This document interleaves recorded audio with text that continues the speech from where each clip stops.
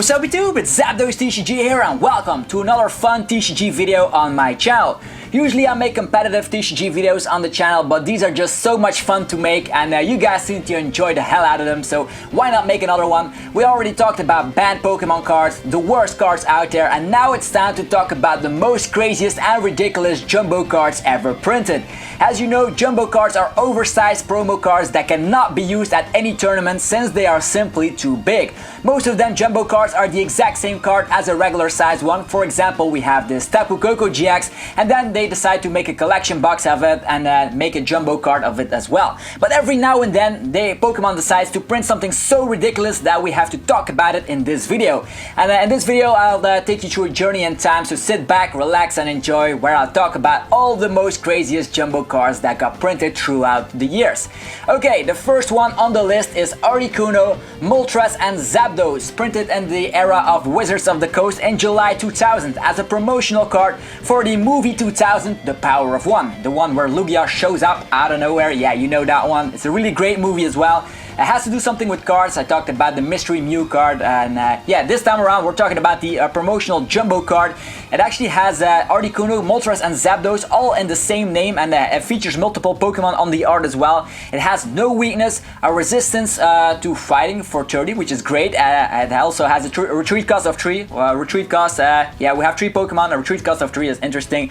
And the attack is something really crazy. It deals 200 damage, and at that time for 3 energies that was just unheard of.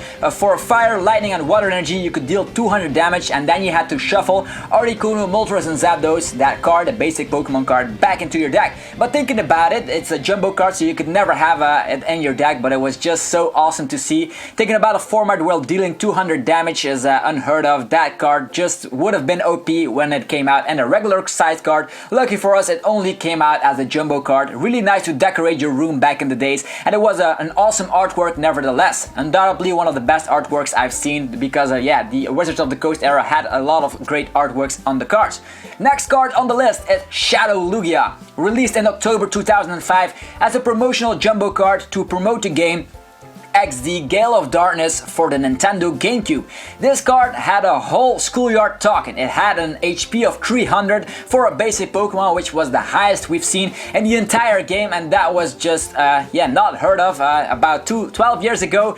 It was just, yeah, you could imagine kids going crazy over this card. Lucky for us, it was not a regular card. Everybody would have put it in their deck, but it was a Jumbo card, and if that wasn't enough, it has an attack, Shadow Storm, and that dealt a whopping 1000 damage. Yeah, a little downside, it needed 4 energies to do that. So this card was going a little overboard. Lucky for us, this card was only printed as a Jumbo card, an oversized one, and never saw the light of day in any deck. But yeah, you can imagine nowadays powering this up maybe with some Max Electors and boom, destroying everything in your pad because 1000 damage. Who the hell has 1000 HP? Alright, let's go over the next card. It is Zorua and Celebi. This card was released with the Pokemon Black and White Tour in 2011. Now, the HP doesn't look impressive at all, but it does have one of the craziest attacks I've seen in my life. It's yeah, just something so ridiculous that I have to talk about it. It's not about the huge damage output like the rest of the cards, but rather about the side effect. The attack Who is Who states each player switches places with his or her opponent, and yeah, you can just play as usual when you're just swapping around. You're just swapping around on the table, and then you have to use your opponent's card. So wow, holy macaroni. Imagine yourself that this was a real life Pokemon card. It would have been so overpowered. First, you let yourself loose, and at the end of the game where yeah, the opponent only has 1 prize card, you just use the attack, and out of nowhere you're winning the game because you swap around. It reminds me so much of Captain Ginyu and Dragon Ball Z, so really interesting attack indeed, Zorua and Celebi.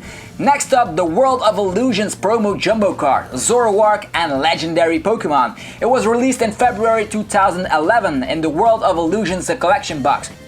This Jumbo card, just like Shadow Lugia, just has a crazy damage output, and the HP is even better. It has 500 HP and is considered a basic Pokemon, even though Zoroark is an evolution Pokemon. Kind of crazy, but yeah, it's just how it goes. They wanted to make it as OP as possible. The retreat cost is garbage, so don't even look at that. It has an attack, Call of Legends, which is, yeah, funny enough, also a set that came out in the exact same time. It deals 1000 damage for Darkness, fighting, metal and colorless energy. So in theory, the attack cost actually makes it not as good as an attack as I first thought, but the HP is just so great that yeah, people wanted to use it, but it's a jumbo card, so it's illegal. But then again, the artwork is the best thing about the card. We see legendary Pokemon surrounding Zoroark. We have Groudon, Rayquaza, Dialga. Yeah, they all get some love in the spotlight right here.